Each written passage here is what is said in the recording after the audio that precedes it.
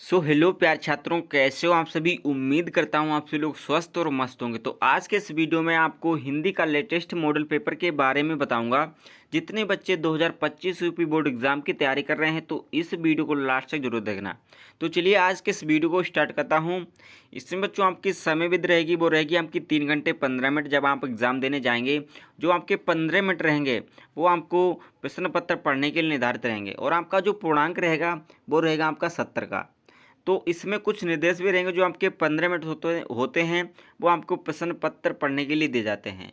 जो आपका question paper रहेगा वो आपका 2 खंडों में बटा होगा, क्योंकि खंड आ खंड बा, यानी कि खंड आ में आपके बहुविकल्पीय प्रश्न होंगे, जिनका आपको चयन OMR सीट पर करना है, यानी कि जिसमें आपको OMR सीट पर क्वेश्चन देने हैं। और जो आपका खंड बा रहेगा उसमें आपके वर्णनात्मक प्रश्न रहेंगे जो आपको कॉपी में लिखने हैं। तो चलिए आज के इस वीडियो को स्टार्ट करता हूं। और आपको OMR सीट के जो भी आप क्वेश्चन कर दें उस पर ज़्यादा कटापीटी ना करें, क्योंकि उसमें नंबर आपके कटने के चांसेस रहते हैं। तो चलिए आज के इस वीडियो को स्टार्ट करता हूँ। तो बच्चों इससे पहले भी तक आपने वीडियो को लाइक ना किया तो फटाफट लाइक कर दें, और चैनल पर नए हैं तो सब्सक्राइब करना ना भूलिए। तो आज का आपका पहला प्रश्न दिया है कि बाबू गुलाब राय किस युग के लेखक हैं। तो बच्चों आपको बताना है कि बाबू गुलाब राय जो हैं वो बच्चों किस युग के लेखक हैं, भारतेंदु युग के, या फिर द्विवेदी युग के, या फिर शुक्ल युग के, या फिर शुक्लांतर युग के। तो बच्चों बाबू गुलाब राय जो है वो आपके द्विवेदी युग के लेखक हैं, यानी कि आपका बी वाला राइट आंसर हो जाएगा। तो बच्चों इसमें जो भी आपका प्रत्येक क्वेश्चन रहेंगे वो आपका 1 अंक का रहेगा, यानी कि आपके 20 क्वेश्चन रहेंगे तो आपके 20 अंक आपको OMR सीट के द्वारा मिलेंगे, आपकी बहुविकल्पीय द्वारा मिलेंगे। तो नेक्स्ट आपका दिया है कि चिंतामणि किस विधा की रचना है। तो बच्चों चिंतामणि जो है वो आपकी एक निबंध विधा की रचना है, यानी कि फर्स्ट वाला आपका राइट आंसर हो जाएगा। चिंतामणि जो है वो आपकी निबंध विधा की रचना है। नेक्स्ट बच्चों आपका बताया गया है कि गबन जो है वो किसकी रचना है। फर्स्ट दिया है मुंशी प्रेमचंद की, या फिर जयशंकर प्रसाद की, या फिर निराला की, या फिर हरिकृष्ण प्रेमी की। तो बच्चों जो गबन आपकी रचना है वो आपकी मुंशी प्रेमचंद की रचना है, यानी कि फर्स्ट वाला आपका राइट आंसर हो जाएगा। मुंशी प्रेमचंद द्वारा लिखित रचना है गबन। नेक्स्ट बच्चों आपका बताया गया है कि शुक्ल युग की समयावधि क्या है। तो बच्चों शुक्ल युग की समयावधि बतानी है। बच्चों शुक्ल युग की समयावधि है 1919 से 1938 ईस्वी तक। तो बच्चों इसमें आपका बी वाला राइट आंसर हो जाएगा।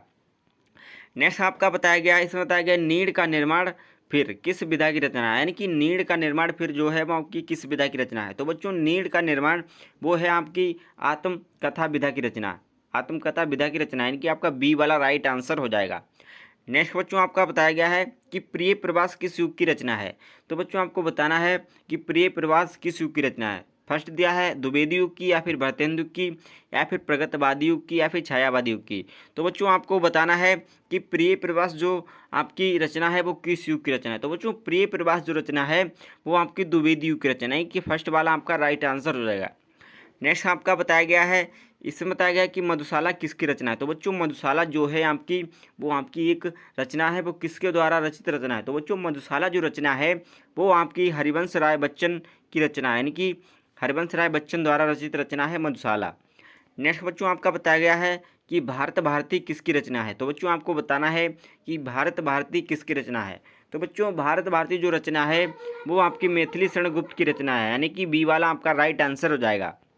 नेक्स्ट आपका बताया गया है कि आधुनिक काल कब से कब तक है। तो बच्चों आधुनिक काल जो है वो आपका चल रहा है 1843 से अब तक चल रहा है, यानी कि आपका फर्स्ट वाला राइट आंसर हो जाएगा। 1843 से अब तक आधुनिक काल ही चल रहा है।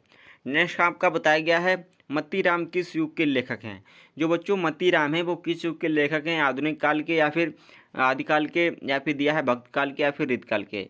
तो बच्चों मतीराम जो हैं वो आपके रीतकाल के लेखक हैं। तो बच्चों आपका डी वाला इसमें राइट आंसर हो जाएगा। नेक्स्ट आपका बताया गया है कि हास्य रस का स्थायी भाव क्या है। तो बच्चों हास्य रस का स्थायी भाव होता है हास, यानी कि सी वाला राइट आंसर हो जाएगा। हास का जो स्थायी भाव होता है वो आपका शोक होता है। हास का पूछा था तो हास हो जाएगा, और हास का जो पूछा जाए तो बच्चों आपका शोक हो जाएगा, यानी कि इसमें आपका सी वाला राइट आंसर हो जाएगा।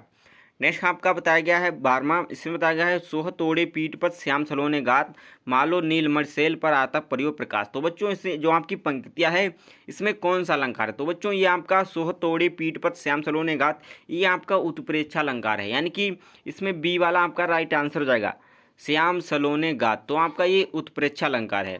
नेक्स्ट बच्चों आपका बताया गया है कि रोला छंद में कुल कितने चरण होते हैं। तो बच्चों रोला छंद जो होता है उसमें कुल कितने चरण होते हैं, उसमें बच्चों आपके कुल 4 चरण होते हैं। रोला छंद में आपके कुल 4 चरण होते हैं। इसमें आपका सी वाला राइट ऑप्शन हो जाएगा।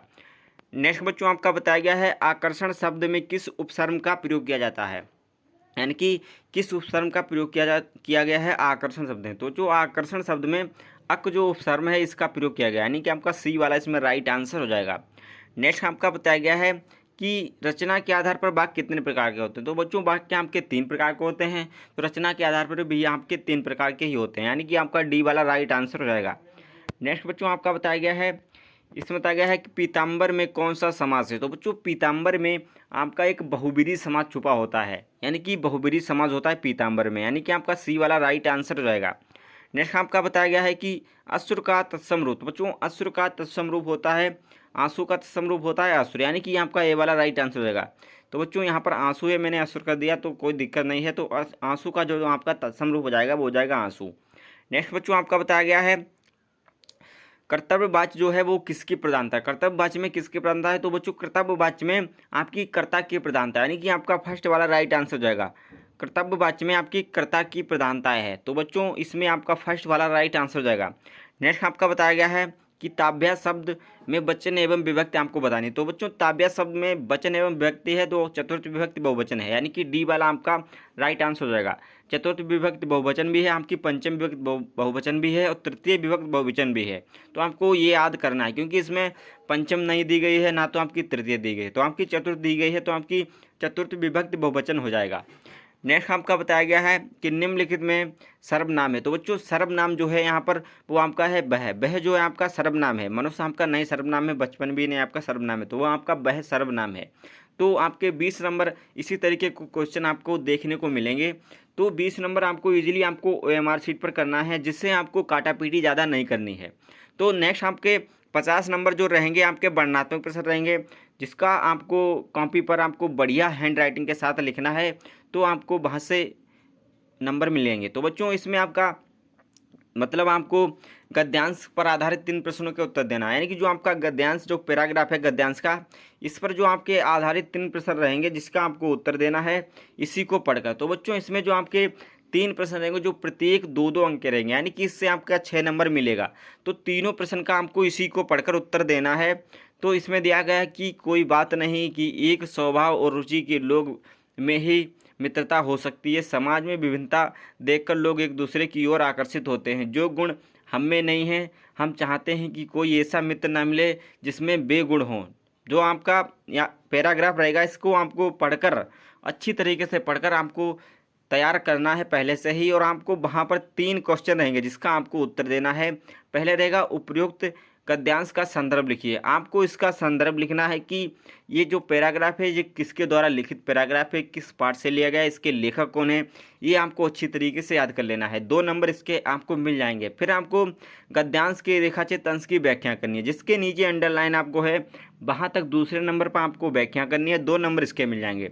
नेक्स्ट आपका बताया गया है लेखक के अनुसार समाज में विभिन्नता देखकर लोग एक दूसरे की ओर क्यों आकर्षित होते हैं। तो आपको इसमें पढ़कर बता देना है कि क्यों आकर्षित होते हैं, क्योंकि उनमें जो होता है गुण एक समान नहीं होता है, तो एक दूसरे के मतलब साथ ढूंढते हैं। तो आपको यही आपको देखकर बता देना है, तो आपके इजीली 6 नंबर मिल जाएंगे। नेक्स्ट अगर आपको ये नहीं आ रहा है तो आपके लिए बहुत बड़ा छूट होता है क्लास 10th में, अथवा में भी दिया रहेगा। वो नहीं आपको आता है तो इस पैराग्राफ को देखकर और पढ़कर आप इसका भी मतलब 3 प्रश्नों का उत्तर देकर 6 नंबर ले सकते हैं। इसमें भी आपको उपयुक्त गद्यांश का संदर्भ लिखना है, फिर आपको रेखाचित्र की व्याख्या करनी, फिर एक क्वेश्चन और दिया रहेगा जो आपका 2-2 नंबर का रहेगा प्रत्येक क्वेश्चन, तो आपको 6 नंबर इजीली मिल जाते हैं। नेक्स्ट आपको पद्यांश में आपको मिलेगा कि दिए गए पद्यांश पर आधारित 3 ही प्रश्नों का उत्तर देना है। इसमें आपके बच्चों कविता रहेगी जिसकी आपको मतलब इसको पढ़कर आपको इसका मतलब उत्तर देना है। तो इसमें बच्चों आपके 3 क्वेश्चन रहेंगे कि संदर्भ पहले लिखना, फिर रेखाचित्र अंश की व्याख्या करनी है, फिर आपको उपयुक्त पंक्तियों में कौन सा अलंकार है इसमें पढ़ना है, इसमें कौन सा अलंकार है वो आपको पता लग जाएगा। नेक्स्ट अथवा में भी दिया होगा, अगर वो नहीं आ रहा है तो आप ये भी कर सकते हैं, इसमें भी वही प्रोसेस रहेगा, ज़्यादा कुछ नहीं चेंज होगा। तो बच्चों अथवा में दिया है तो वही प्रोसेस लगाना है आपको, ज़्यादा कन्फ्यूज होने की कोई दिक्कत नहीं है। इसमें भी आपको पहले पद्यांश का संदर्भ लिखना है कि किसके द्वारा रचित वो आपका पैराग्राफ है, किसके मतलब किसके द्वारा इसके लेखक कौन है, और गद्य से लिया गया है, पद से लिया गया है। आपको संदर्भ अच्छी तरीके से याद करना है तो आपको इजली। और आपको संस्कृत में भी आपका मतलब हिंदी अनुवाद आता है, जिसको आपको गद्यांश और पद्यांश दोनों में, यानी कि 5-5 नंबर के यहाँ से आते हैं। गद्य खंड में आपका 5 नंबर मिलेगा और पद्य खंड में आपका 5 नंबर का। तो जो कि आपका अगर आपको संदर्भ आता है संस्कृत में तो आपको 2 नंबर मिल जाएंगे, और अगर आप व्याख्या कर देते हैं तो आपको 3 नंबर वो भी मिल जाते हैं। तो आपके 5 नंबर का पैराग्राफ आता है, ईजिली आप देख सकते हैं। इसी को आपको संदर्भ सहित लिखना है और इसकी व्याख्या करनी है, तो इसका स्क्रीनशॉट ले लीजिए और इसकी तैयारी अच्छी तरीके से कर लीजिएगा। अथवा मैं दोनों दिए हैं, बिल्कुल प्रोसेस सेम रहेगा, जो आपको आता है वही लिख दें। नेक्स्ट आपका बताया गया है, दिए गए संस्कृत पद्यांश में से किसी एक का संदर्भ सहित हिंदी लिखिए।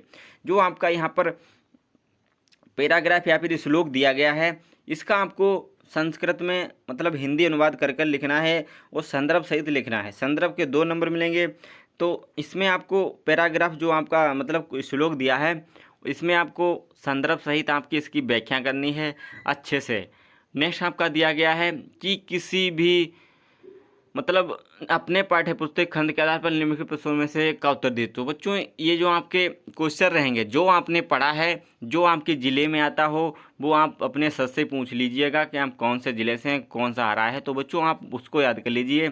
किसी ज़िले में मेवाड़ा मुकुट आता है, ज्योति जवाहर आता है, मुक्ति दूत आता है, किसी ज़िले में आता है अग्र पूजा, तो किसी में मातृभूमि के लिए आता है। तो जो ये आपको जो पढ़ा बताया जाए वही आपको लिखना है। मॉडल पेपर में देख लेना, जिस ज़िले से आप हैं आपको पता लग जाएगा कि कौन कौन से ज़िले में आता है कौन सा।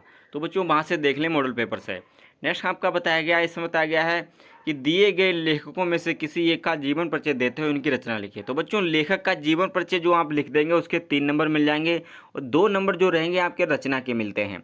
2 नंबर आपको रचना के मिलते हैं, जो आपकी लेखक की रचनाएं लिखते हैं अलग से हैंड राइटिंग में पैराग्राफ डालकर, तो आपको 2 नंबर रचना के मिलते हैं। तो किसी भी एक लेखक का जीवन परिचय लिख देना है, राजेंद्र प्रसाद या फिर जयशंकर प्रसाद या आचार्य रामचंद्र शुक्ल जी का। नेक्स्ट आपका दूसरा बताया गया है, दिए गए कवियों में से किसी एक कवि का जीवन परिचय देते हुए उनकी प्रमुख रचना का उल्लेख कीजिए। तो बच्चों वही प्रोसेसर रहेगा। 3 नंबर आपको जीवन परिचय में मिलेंगे, 2 नंबर आपको रचना में मिलेंगे। गोस्वामी तुलसीदास जी की या फिर सुमित्रानंद पंत जी की या फिर महाकवि सूरदास जी की आपका जीवन परिचय लिखना है। नेक्स्ट बच्चों आपका बताया गया है, इसमें बताया गया है कि अपनी पाठ्य पुस्तक में से कोई एक श्लोक लिखिए जिस जो प्रश्न पत्र में ना आया हो, यानी कि जो पेपर में श्लोक ना आया है वो आपको श्लोक इसमें लिखना है, जिसके आपको 2 नंबर मिल जाएंगे। नेक्स्ट आपका बताया गया है, निम्नलिखित में से किन्हीं 2 प्रश्नों का उत्तर दीजिए। जो आपके संस्कृत के क्वेश्चन हैं इनका उत्तर आपको बताना है। तो बच्चों इसके आपके 1-1 नंबर के रहेंगे, 2 क्वेश्चन बताने हैं, ज़्यादा कठिन नहीं आते हैं, तो आपको इजीली याद हुई होंगे। तो आप एक बार पढ़ लीजिएगा या आपको याद हो जाएंगे। इससे पहले ये वीडियो आपकी बना चुका हूँ कि संस्कृत के जितने भी मतलब टॉप क्वेश्चन हैं, जिसमें आपके 15 क्वेश्चन हैं जो हर बार रिपीट होते हैं, वो आपको लिंक डिस्क्रिप्शन में मिल जाएगी, वहाँ से देख लें जाके। नेक्स्ट बच्चों आपका बताया गया है कि निम्नलिखित में से किसी एक विषय पर आपको निबंध लिखना है, पर्यावरण संरक्षण के उपाय लिखने हैं या फिर आतंकवादी कारण एवं निवारण लिखना है, यह जनसंख्या लाभ हानि पर लिखना है, नारी सशक्तिकरण पर लिखना है। तो बच्चों आपका निबंध जो रहेगा वो आपका 7 नंबर का आता है। सबसे मोटा नंबर आपका निबंध में ही मिलता है, आपको ये तैयार कर लेना है। फिर आपको पत्र लेखन मिलता है, ये आपका कहीं से भी किसी भी विषय पर पहुंच सकता है, इसकी आपको कोई राय नहीं है। आप पत्र लेखन लिखना सीख लें, यानी कि कैसे लिखा जाता है, फिर आपको कोई भी दिक्कत नहीं होगी। तो आई होप आपको अगर वीडियो अच्छी लगे, तो लाइक और चैनल पर नए तो सब्सक्राइब करना ना भूलें। तब के लिए जय हिंद, मिलता है नेक्स्ट वीडियो में।